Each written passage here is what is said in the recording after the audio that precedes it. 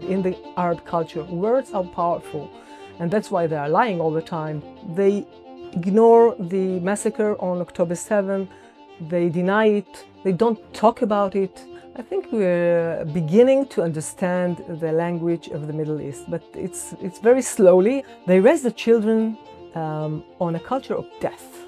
They want to create a big caliphate, a big empire, Islamic empire by the Islamic rule, by the Sharia. They use the freedom of expression, they use the liberal democracy, and they succeed. A lot of what you say, where I'm from, is labelled extreme or far-right wing. They don't know how to treat me because I say the truth in their face. I'm the only Jewish Israeli woman who go on air in the Arabic channels. It's very important to respect them, even though they don't all the time respect me. I never heard such an anti-Semitic sermon like I heard here in London. Officers concluded that it does not meet the threshold of a crime. Thousands of young men from Western countries will be terrorists. I'm Jonathan Sacerdoti. Idit Bar, thank you so much for joining me. You are such a clear voice in Hebrew about the Arab world, especially when it comes to Arab culture. So how did you come to have all this knowledge of the Arab world and Arab culture? My grandmother, she grew up in Silwan, in the old city of Jerusalem, in the Jewish neighborhood. And in 1921, there was a pogrom. There was a pogrom in the Jewish neighborhood, and my grandmother survived the pogrom because one thing, because she knew Arabic. She spoke fluently Arabic, and she survived. And my grandmother, she always told me, Idit, learn Arabic because I was saved because of my Arabic. I followed her advice and I learned Arabic. Me and my big brother, of course, we learned Arabic, and afterwards on the unit 8200. 8200. Which is the Israeli army unit that does a lot of intelligence. Then I was a teacher for Arabic, afterwards in the Shin Bet and in special police units. And I became a researcher of the Arab culture and the Arab language, of course, because I think it's very important to know the language here in Israel, in the region, because when you don't know Arabic, you're like a blind person in the Middle East. You don't know anything. You don't know what they say, what they write. You don't know how to talk to them, you know. And this is the big problem in Israel, that few people that know how to speak Arabic and to appear in the Arab media and to bring the Israeli narrative. That's the problem. Well, the surprise of October the 7th shouldn't have been a surprise to anyone that heard what they'd been saying for years and years and years, often in Arabic. You must hear and interpret what they say, not just to hear, because there are machines, you can put it and they translate. It's not enough to translate. You have to know the culture, the history, because all the time they use things from the history or quotes from the Quran. So you have to know everything in order to interpret the situation. And what happened on October 7th showed us that we didn't know. I've seen you a lot on BBC Arabic. Tell me what the experience is like when you go on that channel. Is it different from the BBC in English? The first one was maybe 1 month after the beginning of the war, after October 7th, after the massacre. First of all, the host said, welcome to, in Arabic of course, Ahlan wa sahlan, Idit from the occupied territories. So I said, oh no, you're mistaken. No, I'm not talking from the occupied territory. I'm talking from the state of Israel, from Tel Aviv. And our capital is Jerusalem. And he was shocked. Okay, he didn't know how to answer. And then That's the BBC host. Yeah, it's the BBC host. Yeah, I always begin with a polite thing. I say marhaba or good evening, means masal khair in Arabic. So I have to be polite because this is the culture. So I follow the culture. I want to be nice because I want them to be nice to me and let me speak. It's an opportunity to deliver my message to hundreds of thousands of Arabs, and I can't reach them in any other way. This is the only way I can reach them. I don't care about the host, if he is hostile or not. I want to deliver the message to the audience, to the viewers at home. And this is a great opportunity for me to be on prime time on one of the Arab channels and to bring my message to the world. Because, they're in their echo chamber all the time. They don't hear any other narratives. They hear 24/7 only the Palestinian narrative, only the suffering in Gaza. They ignore the massacre on October 7th. They deny it. They don't talk about it. And I'm there to bring this message to the world, to the Arab world. Problem is that the hosts sometimes, they are hiding their real opinions. But sometimes when the argument is going on, they just take off their mask from their and they say the truth. The truth is that they think that Israel is an occupying state, and we stole all the Arab lands and we don't have any legitimacy. They say it, but out loud. So you know what's Not interesting? in the beginning. In the beginning, they're very nice. But this was right in the beginning, it turns out. So because the BBC, is, as you probably know, in English, it has an obligation to be impartial, and they don't use language like calling Israel the occupied Palestinian territories. They refer specifically to the West Bank as the occupied Palestinian territories, as the British Foreign Office does. But they're meant to apply exactly the same editorial standards to their world service products like BBC Arabic. So it's very interesting to hear that when you, an Arabic speaker, go on Arabic news as an Israeli, that's how they introduced you. It's different from the BBC on English, and also Al Jazeera in English, the version in English is different. It's much different than the version in Arabic. So you have to know Arabic in order to understand. Most of the hosts in the BBC Arabic are hostile to Israel. Not all of them, of course, but most of them. And I want to tell you one of my interviews. I can't forget this interview because it was very shocking. I decided that I will say something about the rape of the women on October 7th, the Israeli women, and I don't care what he asked me. I will say this. This is my message, and that's it.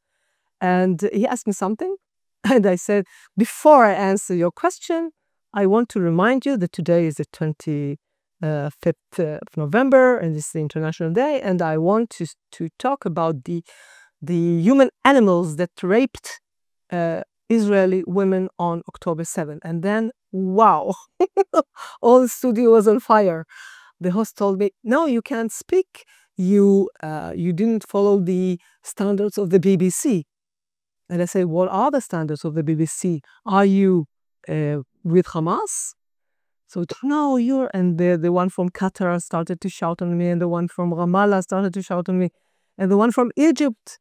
And wow, it was a big buzz in the studio, and they muted my microphone, and wow. And I thought this is the last time I'm on the BBC. They don't want me anymore. But yeah, the day after, they called me, can you please? Why? I tell you why. Because I raised their rating. Because sometimes their shows are so boring. And here comes Israeli woman, a Jewish and Zionist, and say the truth. And there is argument in the studio, and it raises the rating of the show, and they like it. They want me in order to raise their rating. So in English, they won't call Hamas terrorists. Yeah. And the BBC News. Will they in Arabic? If I say terrorists, Irhabi, Hamas al-Irhabiya, Hamas the terrorists, they stop me and say, you think that Hamas are Irhabiya? Maybe someone else thinks that they are free fighters. And of course, in English, in British law, Hamas is a proscribed terrorist organization, and yet the British Broadcasting Corporation won't call them terrorists. They will only attribute it to people like yourself. So that is an interesting experience. So do you think they treat you differently from the Arab guests? Of course, they treat me differently. First of all, they don't let me speak as much as they speak. But also, some of the guests, they just ignore me as I'm an heir. They just say hello to the host, hello to this from Egypt and from Ramallah and from I don't know where, Jordan. And I'm no Idit. There isn't Idit in the studio, okay? I try to get used to this because they think that I'm not there. Because you're Israeli? It's not I'm not a legitimate one, you know. I'm from Israel, from the occupying state, so I don't exist. And what about being a woman? Does that make a difference? Of course, of course. I think it's an advantage that I'm a woman because I'm the only Jewish woman, Israeli woman that go on air in the Arabic channels. I'm the only one, and I think sometimes they don't know how to handle. They don't know how to treat me because I say the truth in their face, and sometimes they are shocked. I don't know what to say. If they will say something, maybe they will abuse me. They don't know how to treat me. Sometimes they let me even speak because they don't know what to say. Sometimes they argue with me, especially on facts, on historical facts. There was an Egyptian that said that the partition on 1947 of the United Nations, the partition plan, the Israel said refused. So I told him, what? The Arabs refused to this partition.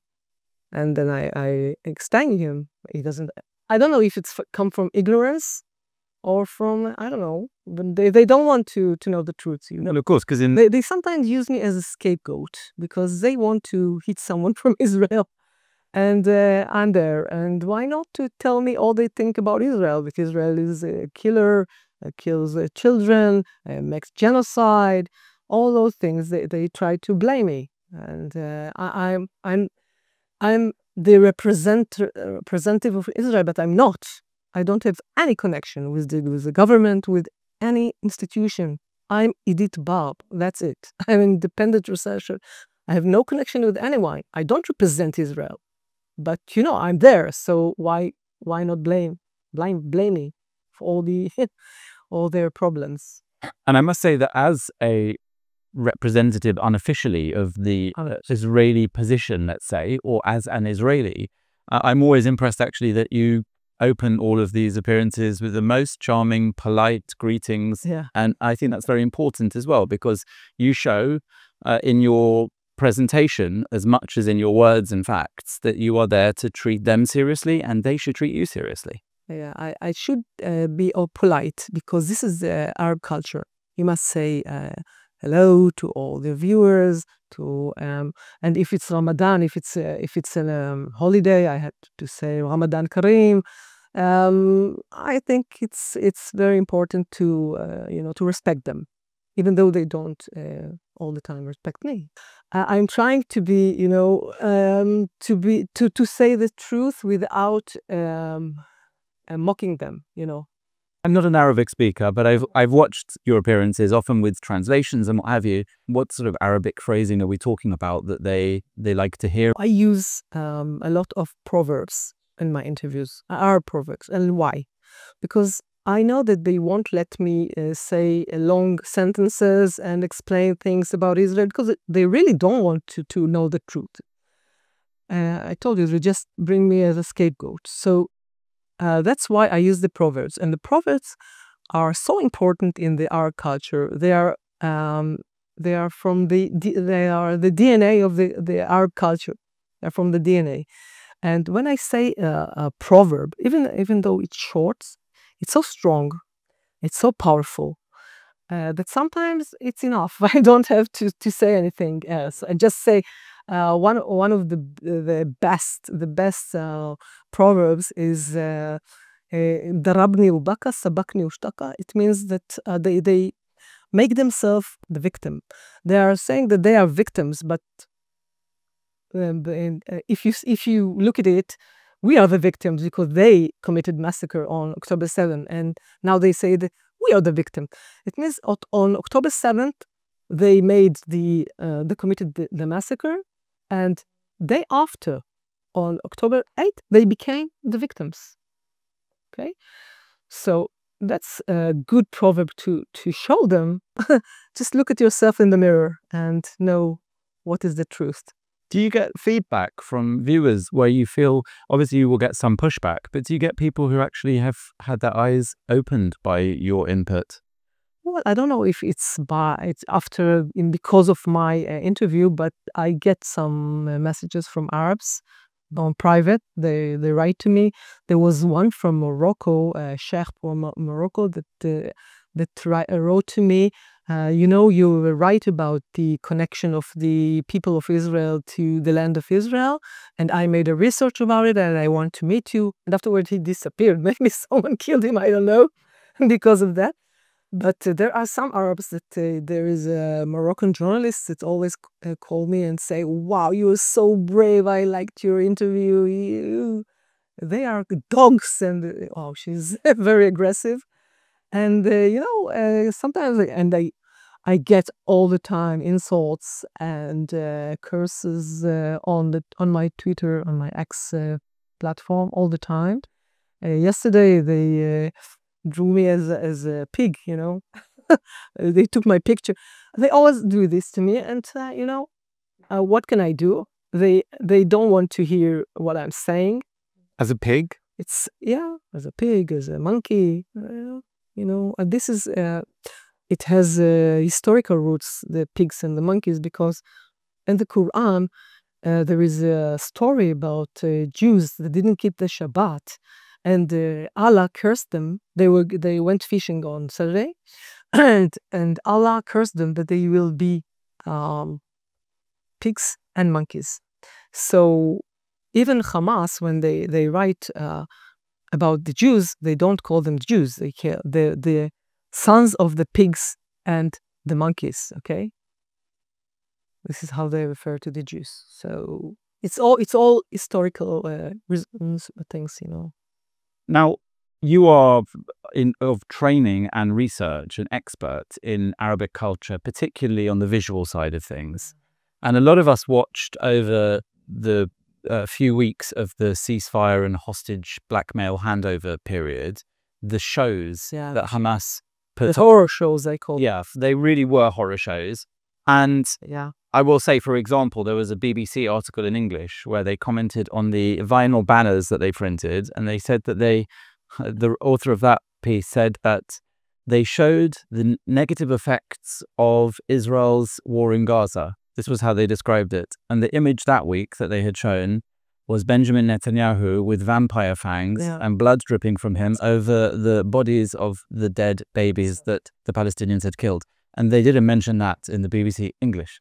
So I'm curious to talk a bit about those handover shows and why you think Hamas went to such lengths to make this visual production, decode for us what we were seeing, the things that maybe those people who aren't as tuned in to Arab culture and visuals, what images, what messages were they giving through those visuals and that performance?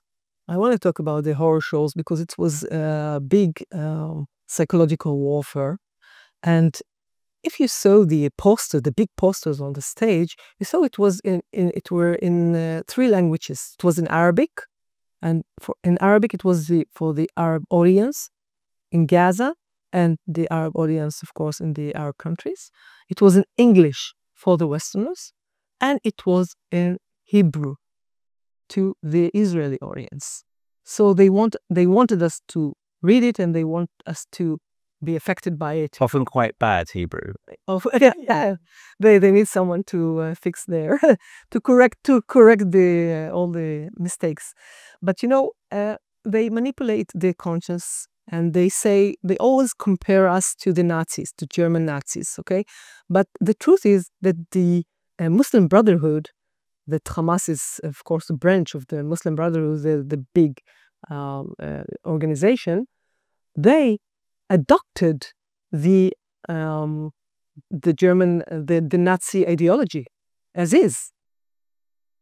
So they just tried to copy paste, and bring it to Israel to blame Israel, that Israel, that Zionism is Nazi, and this is how they manipulate the propaganda. Of course, that this is a propaganda, and they have an oiled machine propaganda of lies all the time. And we can't cope with it because we don't have really advocacy of the state. It's just initiatives, civilian initiatives like mine. I'll talk to you about the project, the cartoon project of mine.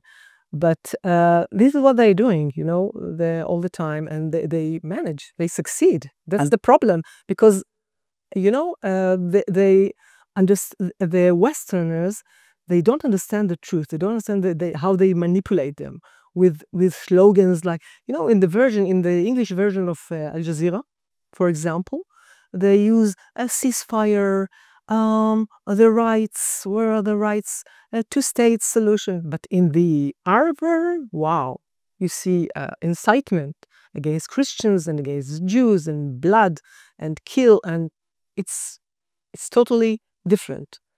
So when you know Arabic, you can't be deceived. You know the truths. You can't be cheated. That's what I'm saying in all my lectures. The first thing, that's my message in all my lectures to the Israelis, of course, to the Israeli audience. I say we have to know Arabic because we have to know the language of the region, the language of the Middle East, and not just the language. I think the security institutions had to know the culture of the Middle East, to know how to cope with them, how to make negotiation with them.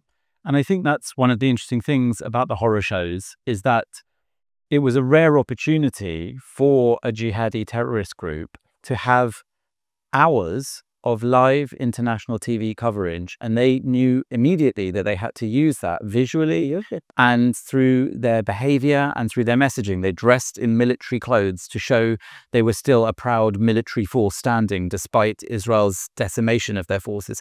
They had these slick vinyl banners, despite the fact that it runs contrary to all the messages of destruction and deprivation in the strip. With these AI images, even, they produced the six-fingered fists that I remember in one of them as a sign of defiance. These auto-translated slogans for, as you said, very clear for an Arabic-speaking audience, a Hebrew-speaking audience, and an English-speaking audience. They covered most bases through that, and they knew that the world was watching for hours of streaming news. When else do we give a microphone and a camera to such terrorists? They took the opportunity. They really took the opportunity. And I think that you're spot on, that the Israeli audience, but much more the Western audience, showed a unique ignorance of Arabic language and culture in its coverage of that. They put it on and let it stream. And in those sorts of comments, like I said, from the BBC, banners about the negative impact of the Israeli military action, instead they could have said exactly what you just said, which is to explain this propaganda effort. And I think that's very propaganda, and they wanted to show that they weren't beaten in the war. We are here, and this is the honor. In Arabic there is a word named karama. Karama in Arabic, it means the honor. They must preserve their honor. They can't be beaten. They are jihadists, and they can suffer. They don't mind. They weren't beaten. We can't be beaten, okay? We can't be defeated. We always the victors. And that's the problem. They raise the children on a culture of death. We want to be shaheed. And I saw one woman, I was shocked, one woman from Gaza that said, Alhamdulillah. It means thanks God, okay? Alhamdulillah that my 4 children were killed. Thanks God. I want my grandson to be killed too, for Allah, in order to defeat the Jews, to defeat Israel. So, it's a sickness. I've noticed that you said that Israel doesn't have a properly coordinated effort itself in communications, but at the same time, as an observer from the outside, I saw that during this period, Israel's been trying to play catch up. So we had the horror shows on the one part, but then Israel started, I felt, to use some opportunities for its own communications. When they handed back these terrorist prisoners in exchange for hostages, for example, the T-shirts that they made them wear, that we will not forgive, we will not forget. And then there was the incident where the terrorists wrote it on the walls of their prisons, and where the guards made them wipe it off. And you wrote it in your Telegram channel that this was all symbolic, that they filmed the terrorists having to wipe off the graffiti that was a copy of the T-shirts. So tell me a bit about this sort of process of how Israel's trying to communicate back to them. I think we're beginning to understand the language of the Middle East, but it's very slowly. In Arabic, you say shwaya shwaya, very, very slowly. But what they wrote on the shirts, on the T-shirts, we won't forgive and we won't forget. Well, maybe it wasn't a big success, but why I liked it? Because it made a big buzz in the Arab world, and they were furious about it. And that's if I see that they are very angry, it must be that we made a good job. Okay, it's a good job, because words are powerful in the Middle East and in the Arab culture. Words are powerful, and that's why they are lying all the time. But the words, if you write things, you say things, it's very powerful for them. That's why I talk all the time that we have two fronts. We have a front in the battlefield, and the IDF, of course, in the battlefield. But there is another front, and it's much more important. It's the front of advocacy, the advocacy front, because whoever controls the media is the victor. They control the media. They control the media. They, all the time, even the BBC and the other channels, they adopt the narrative, the Palestinian narrative. For example, I'll tell you about what happened on October 17. It was 10 days after the massacre of October 7, and there was a failed missile of Al-Jihad al-Islami on the hospital Al-Madani in Gaza. So immediately, the Palestinian media blamed Israel. It was a missile. If it was Israel made a genocide. This was the Al-Ahli hospital where Al-Ahli, yeah. And they said 500 dead. Yeah, 500. Immediately. Immediately, two minutes. They didn't count the bodies. So how did they know that? And that there are so many bodies. But the international media adopted this narrative and spread it all over the world. And when the IDF spokesman said after 3 or 4 hours that it's not Israel to be blamed, it was too late. We lost points in the audience, in the public audience. So it's I'm very angry about it. I think we have to be more quick in our response. We're not living in the we live here now in this era, and we have to be more quick in our response. You can't. They have the machine. They have the machine.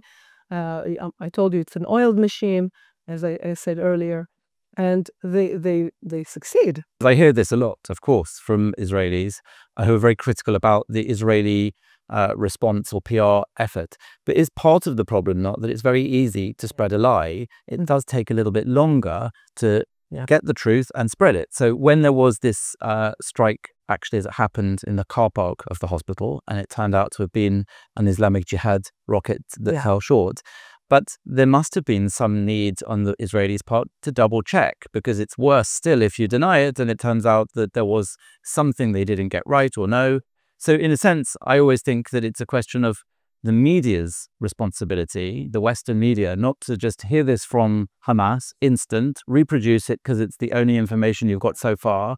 And then it had real world effects in that case. I remember I think it was Blinken was coming to the region, or it might even have been Biden, and actual meetings were cancelled in reaction to that event. So I do hear what you're saying. I wonder if there is, you mentioned that you're quite unique in doing this in Israeli society, especially in Arabic. There are few... I'm not the only one, but I'm the only woman. Exactly. I know, for example, I spoke with Mordechai Kedar, who very famously years ago went on this Al Jazeera a show and gave them a piece of his mind. But is there anywhere in Israel where people like you are able to help create more experts in this arena, more Arabic speakers, more people who can do this valuable work?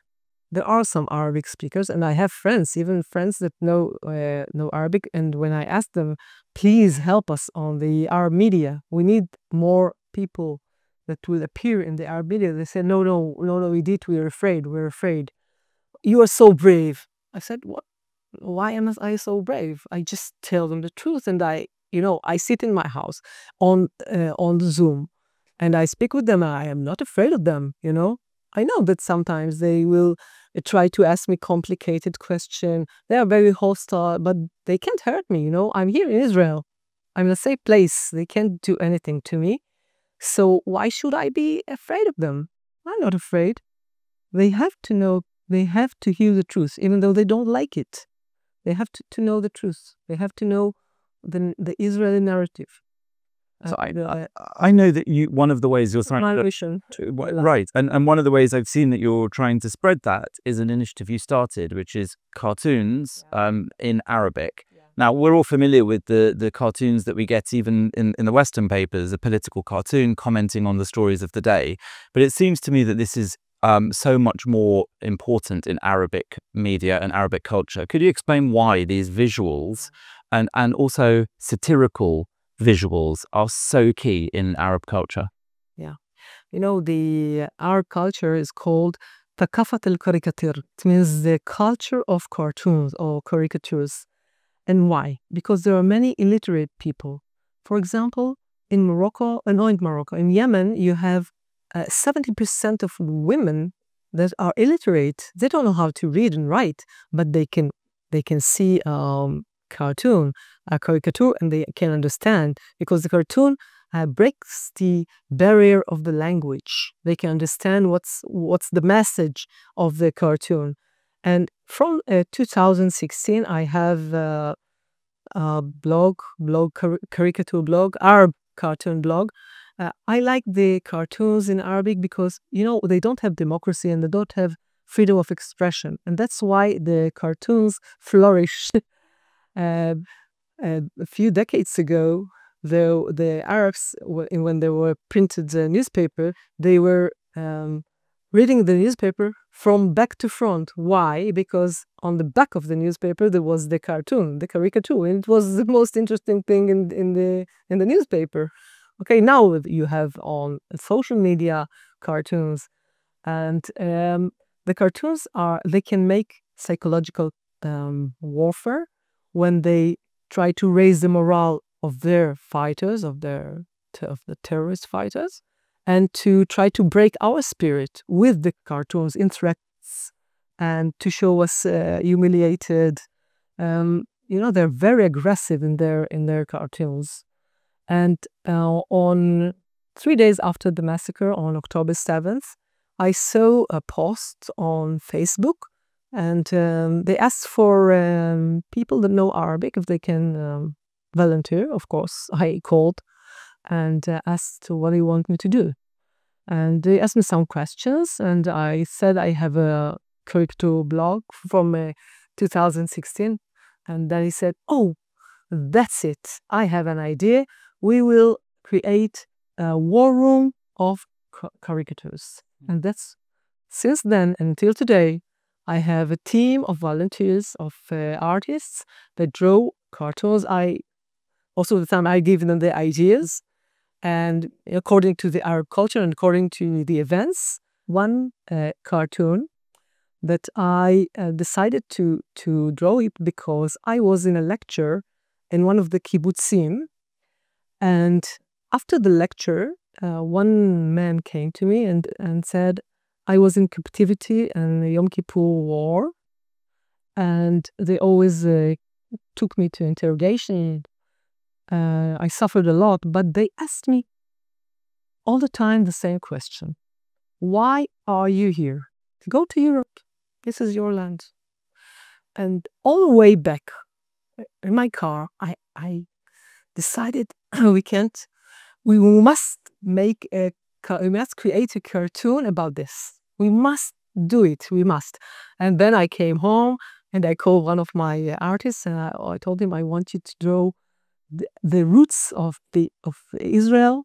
We have roots here in this land for 3,000 years. So he drew the flag of Israel like a tree with roots, and the Palestinian flag with, little roots because, we are here for a long time. So, wow, this cartoon made a big effect.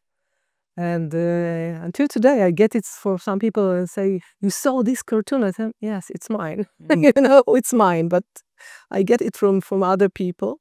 It's very powerful cartoon. We have a lot of cartoons. Not all of them succeed, of course, but sometimes we have to do it because we can't abandon the scene. They're all the time drawing, creating cartoons against us. Very aggressive cartoons, as I said earlier, and we must respond. It's one tool in our war, our psychological war. Well, we say a picture speaks 1,000 words. It sounds like in Arab culture, maybe 1,000,000 or more. And I think that goes back to what we were saying about the horror shows, the hostage handovers, that by making it very visual, and by having Arab news channels and visual presentation, it cuts through linguistic difference in not just Arabic and non-Arabic, but even within Arabic society, different Arabic cultures, and even the literate and illiterate. So it's very interesting what you say about that. And it's definitely interesting and important. Visual message in the Arab culture is very important. And that's why I use it on cartoons and pictures and everything. I use it a lot. And should we be using it more in the West? Of course we should use it all the time, especially cartoons, but all kinds of pictures. As you said, a picture is worth 1,000 words, and the cartoon or caricature is worth 1,000 pictures, because it's sarcastic, because it brings a message in another way, and I know that some of my cartoons, they affect. There was a woman, a Shiite woman, that wrote me, "I don't like you and I don't like your cartoons, but this cartoon I like it." So she said, I like this one. So maybe I affected her. I don't know. It was on Julani, Abu Muhammad al-Julani from Syria. Syria, yeah. It was wow. We drew him as a Miss Syria, like he's wearing a dress, and he's very funny and sarcastic. And she liked it so much, and she told me, I don't like you, but this cartoon I like, and as a big like. I presume the significance is because he had originally appeared as a jihadi with the clothes, and then he had redressed himself in a suit and cut his beard. Exactly, and suddenly, even the BBC sent Jeremy Bowen to interview him in the presidential palace, and plenty of others, and it was as if there was suddenly a change of clothes made a complete difference. So again, another visual reference that even to the Western world, people understand that if you put a jihadi in a suit, suddenly he's an international diplomat. They're so ignorant in the West, because they don't understand the vision of the jihadi groups. They have a big vision. They want to create a big caliphate, a big empire, Islamic empire, by the Islamic rule, by the Sharia. And they don't know it, and they don't understand. They use the freedom of expression. They use the freedom. They use the liberal democracy in order to spread their ideology, and they succeed. I think that's right, because what we struggle with in the West is that we have all these freedoms that we hold very dear: freedom of expression, freedom of difference of opinion, freedom of the media. And they are able, jihadi groups, to come and use those freedoms legitimately in our systems. Because they are banned in the Arab states, because Arab states know the... Well, you shared that really interesting video just this week of the Saudi, I think, guy who was speaking on GB News in the UK about his experience of being in London. He is from so you have more UAE, excuse me, saying you have more extremists here. And we hear that a lot actually from places like the UAE, where they are taking a very powerful, fierce control of that.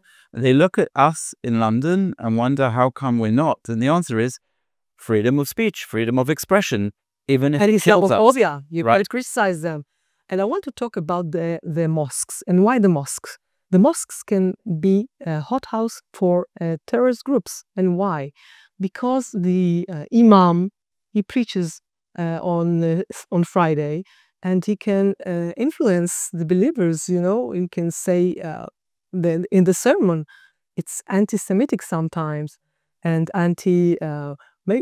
sometimes they even preach to hate the country that you live in. And we saw them in the protests. They even tear and set on fire the flag of the country, the flags of America and the flags of Canada and the flags of England, of course. And I want to tell you a story that I heard from someone from the UAE. I have some friends there, and he told me that he went to study in one of the universities in Britain, and he went to the mosque on Friday to pray. And he said, wow, I was shocked. I never heard such an anti-Semitic and incitement sermon like I heard here in London. In my country, it's a Muslim country. I don't hear such things. And, the government, they don't know. They give them freedom of worship, of course, but they don't know what they're saying. And another story, I went with my friend, I have an Arab friend from Nazareth, and we went to buy some things in Nazareth together. We went to the center of the city to buy baklawas. Baklawa, it's a very tasty cookie, Arab cookie. And we went to buy some, and we heard the sermon from the speakers, of the mosque, and we heard such a sermon. It was full of incitement against Christians and Jews, and I was shocked. Here we are in a city in Israel. We are not in the territories. Okay, we are here in Israel, a city in Israel, and you hear such an incitement and a sermon, and no one knows. And no one cares because they don't know Arabic. And here we come back to the big problem that we don't know Arabic and we don't understand what they're saying and what they mean. But it's worse than that, because what you're mentioning about the UK, for example, doesn't even need to be in Arabic. There was that case just recently. The police actually investigated after people reported it and decided there was no law broken. And an imam in a mosque in London who preached, "Oh Allah, curse the Jews and the children of Israel. Oh Allah, curse the infidels and the polytheists. Oh Allah, break their words, shake their feet, disperse and tear apart their unity, and ruin their houses and destroy their homes." The police said many people found the content upsetting. The entire sermon, including the wording, context and narrative, have been reviewed, and officers concluded that it does not meet the threshold of a crime. So that's in English. I think that the point is that there is a kind of refusal, a suicidal refusal to criticize someone else's faith, even when that faith is preaching your death and inciting violence against you. So I think we have a very hard battle to fight in that respect. Yeah, they're useful idiots, the West, because they don't know, because of the ignorance, they don't know what is the meaning of the Muslim Brotherhood that are banned in all the Arab states. And in the UAE, the imams, they have to bring the script of the sermon by Wednesday to the authorities in order to get the permissions. And then on Friday, there are some security men that hear the sermon and check that they said whatever they permitted to say. So, maybe you can say, yeah, they're very strict, but. And what's peculiar what we should do if you don't want to get suicide? I think freedoms are earned as much as they are rights. And I think that you're completely right, that there have been so many media representations showing video or recordings of speeches from imams, sermons, Friday sermons in the UK that have been so problematic like that, and they never do anything about it. They are very swift at acting when there is public disquiet outside mosques about what's going on inside the mosques. So it's obviously a bit of a double standard, and we have this issue in the UK. I also think that you're completely right about the Arab world. where they want to control that, censoring those sermons, and the Western world having this inherent weakness that we just refuse to censor anyone, even if they're preaching that kind of thing. I want to ask you a bit more as well about, in Arab culture, the position of women and children. And visually, they've made, for example, during this war, a great deal of use of women and children for communicating their message as victims of the Israeli military actions. So, for example, I don't know if you saw it, in the UK, we had a BBC documentary which was ostensibly following children in Gaza, explaining their experience. One of them turned out very quickly to have been the son of a Hamas leader. Another, photos of him with Hamas headband and guns, and not long afterwards they were forced to pull the documentary. But it seemed to me that they missed a trick here, because actually what they could have made in a film about children in Gaza and Palestinian society is a real film examining how they are abused and used for communication means. So can you tell me how it is in Arab culture, how are they harnessing the Western sympathy for women and children? How are they using women and children to communicate their message of strength to the West? It's part of the psychological warfare, of course, to show women suffering and the children crying, okay?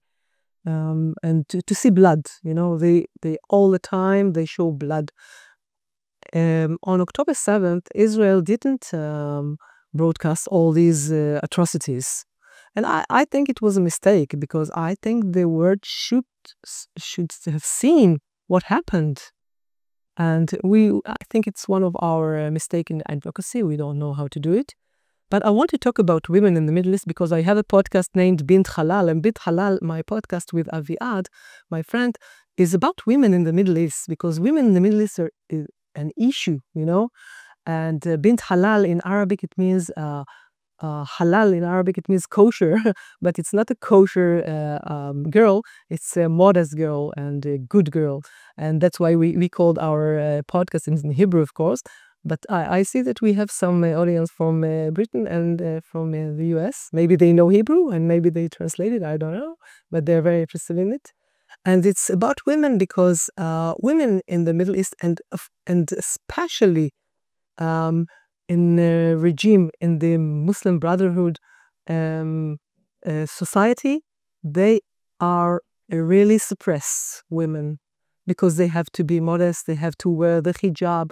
And even though they ran away from a war zone in Syria and other countries, and they came to Britain or to other countries, other Western countries, they live in a closed society and they're suppressed, They don't have their rights like every other Western woman, They have to follow the rules of the Sharia. In the neighborhood, she should wear modest.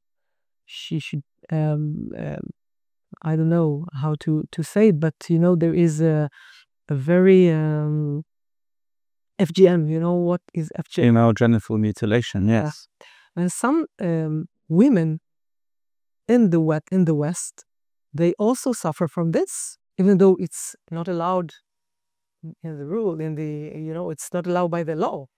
But it's very bad. But they're doing it because this is their custom, It's a custom they brought it from Syria or from Egypt, for example. And I got in a lot of trouble discussing this on a podcast recently in the UK because I mentioned female genital mutilation. I have an episode about all the comments. FGM, and it's only for people with a strong heart. Yeah, sorry. I got a lot of comments about how people found it ironic that there was a man who was presumably a victim of male genital mutilation discussing this. So it's a whole other conversation. But obviously, I think it's fairly well accepted that Brit Milah, male circumcision, is a completely different cultural thing.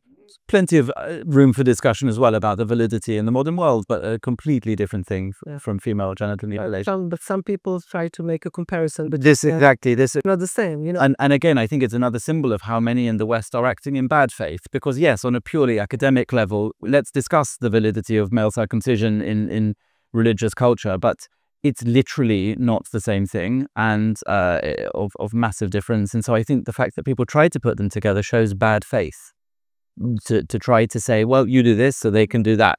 Because this the FGM is it acted in order to that the women won't enjoy sexual interaction, and it's not the same. Like It demonstrates a completely different attitude towards women, and I think that that is the issue here.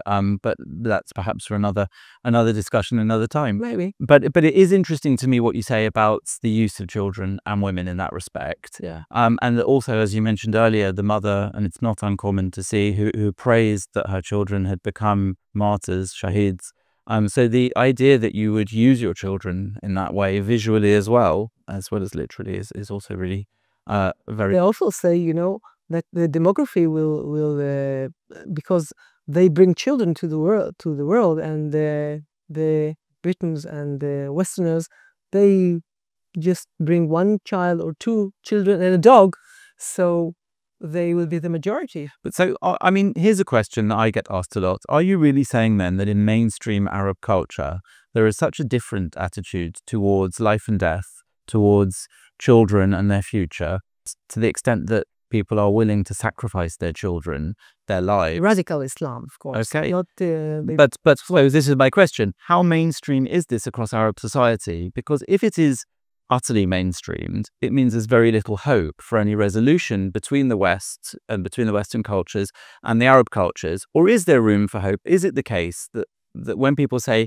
most people on the street, on the Arab street, want the same as me, a prosperous life, education and opportunity for their children? Or is this really West-splaining? Is this us trying to project our visions onto a culture that really doesn't share the same outlook? You don't share the same values, but not all the Muslims, of course. There are moderate Muslims and are Muslims that want to raise the children to be doctors or to be lawyers. Not all of them want their children to sacrifice themselves for Allah and to kill Jews. Okay, not all of them, but the radical Islam succeed in its propaganda, and we see that most of the young people in Europe, they became more and more fundamental because of the propaganda in the mosques and in the education, and I think it's very dangerous. And the Minister of Foreign Affairs of the UAE, he warned a few years ago, he warned Europe, and he said, "You don't know the danger. Thousands of young men from the Western countries will be terrorists. They will come out. All the terrorists will come out of Europe, not from the Middle East, because they don't know how to handle them." And that's the problem, I think. They don't know what is the danger.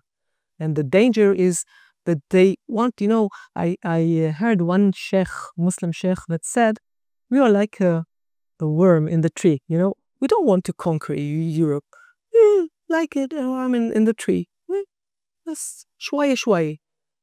Slowly we get, and we will destroy at the end." So this is the vision, and the Europeans should know it. You know, there is a syndrome, the ostrich syndrome. They don't want to see, they don't want to hear. Okay, but wake up. The West is next. And I think many of us are saying the West isn't just next, it's now. And that's part of the problem. So I think that your contribution is immensely important in being able to bridge that gap and explain these things to the West. I do wonder, though, if in some of the things we've discussed, for example, the Israeli efforts to play the same game in communications with the prison T-shirts, "We will not forgive, we will not forget," in some of the brutal message that Israel has to communicate to the Middle East, whilst also communicating a humanitarian one to the West about the same war. Is there a risk that the West, in order to deal with this threat, has to effectively stoop to their level?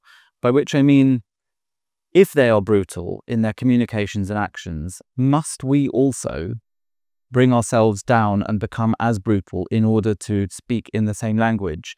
And I want to combine that with a question, if I may, about Donald Trump's communications, because we've seen him talk about opening the gates of hell which are ultimately religious words and phrases. And we saw that AI video he shared of his vision of Gaza. Yeah. Now, I wrote a piece that suggested that actually this is Trump in a way speaking Arabic, and people disapprove of him greatly for stooping to that level. But I felt that maybe what he's doing is exactly what you said. It's visual, non-verbal, it's non-literal, but it showed utter dominance, it showed intent, it showed mockery. They had these belly dancers with beards. They had Trump and Netanyahu on the beach in Gaza.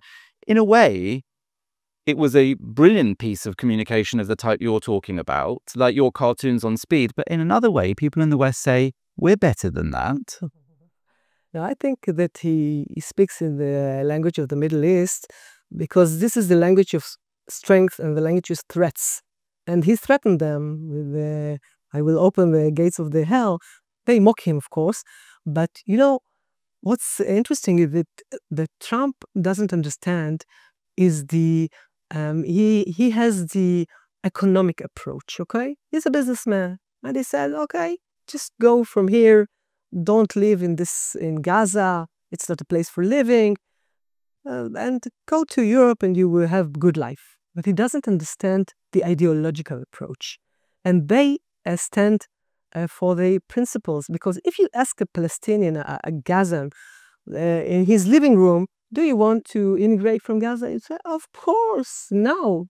You will say, they say in Arabic, today, not today, before yesterday, we want to immigrate from Gaza. But if Trump say it because he's a Westerner, no. That's it. I won't do it because that's my honor. That's my land. I won't leave my land. Okay, so secretly he will say that he wants to immigrate Gaza. But out loud he won't say it because it's not, it's humiliating him if he will say it. So I want to stick to my land. This is my land.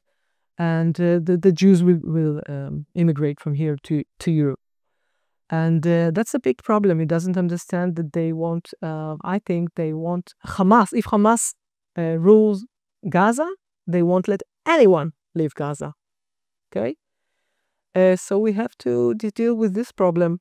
The problem of Hamas stay in Gaza. In another respect, Trump's often pitched as a deal maker. Yeah. Does that maybe cut him out better for the Arabic culture, the kind of culture of the shuk? He's in effect, it's give and take, it's favors, it's quid pro quo. Is that a more realistic approach in terms of his interactions with the Arabs?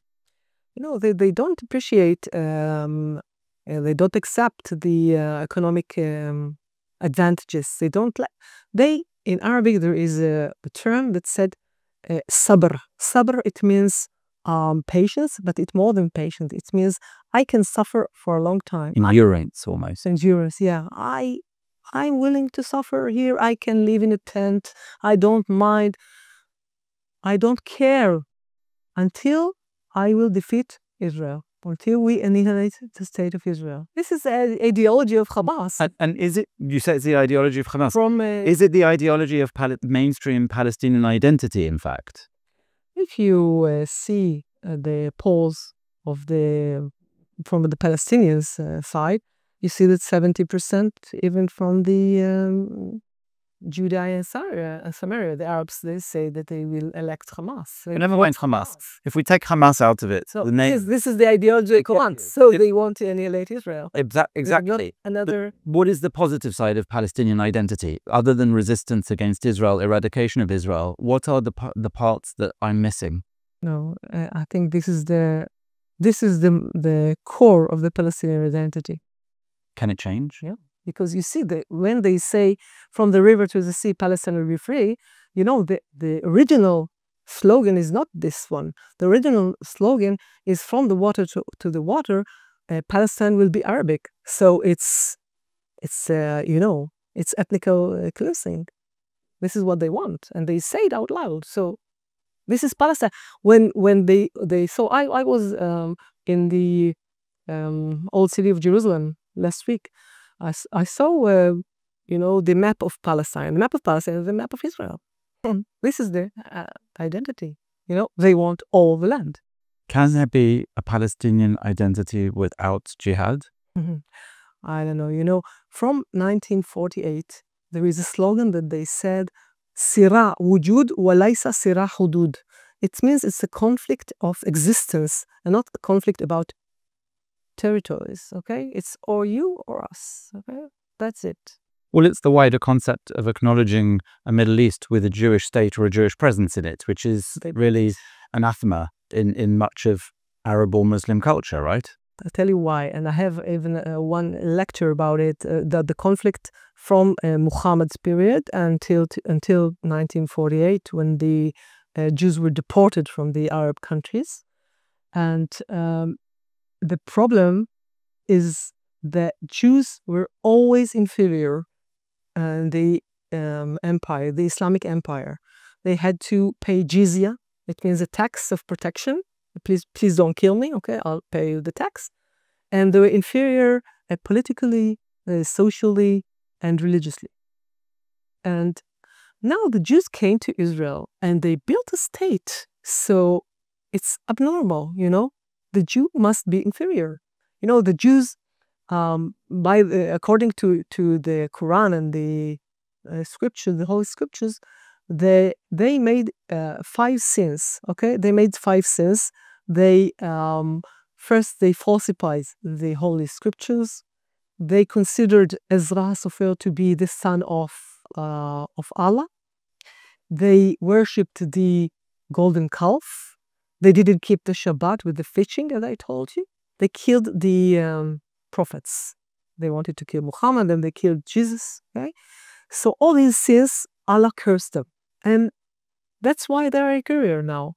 They should understand that what their status, and they can't build a state. And Dr. Einat Wilf talks about it. She said that there was a British politician on 1947 that said that this conflict is unsolvable. Why is it unsolvable? Because the Jews, they want a state, even though it will be a small state. But the Arabs, they don't want a state. They want the Jews not to have a state. And this is the problem. So it's not about Israel, it's about Jews. Yeah, of course it's about Jews. And there's no negotiation with a position which starts from, you must not be here, you must have no presence, you must not exist.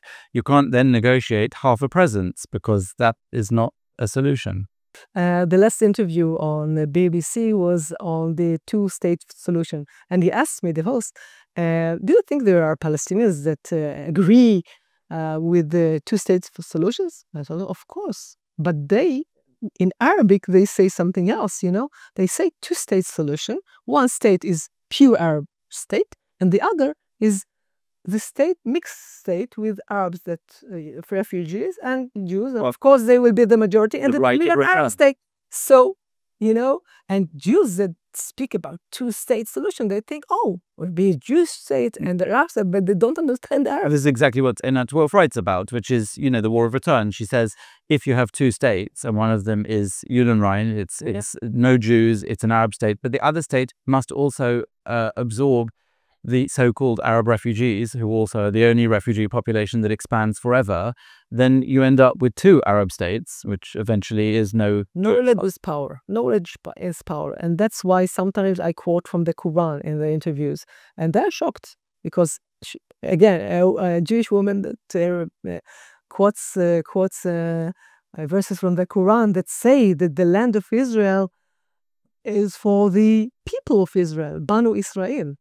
And they deny it. They say, "Oh, you're not the people of Israel. You're just converted to Judaism. You have no rights in this land." So it's all lies and then denial. They want to rewrite history, and that's why I'm there. I'm there to remind them the truth by interviews, by some. I made videos in Arabic too.